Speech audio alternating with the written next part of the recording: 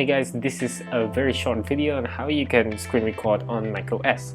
So first of all, we're not going to install any softwares such as OBS or Camstation, because we're going to be using a software called QuickTime Player, which is pre-installed with Mac. And if you don't know what QuickTime Player is, it's just a video player, and you can actually screen record using that software. And it even performs way better than OBS as far as I know.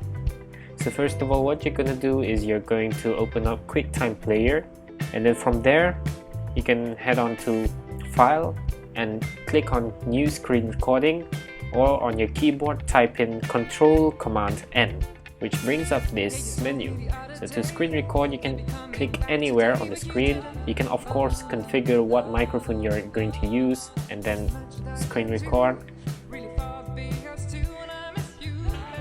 And then to stop the recording, you're just going to hit the stop button at the top of your screen.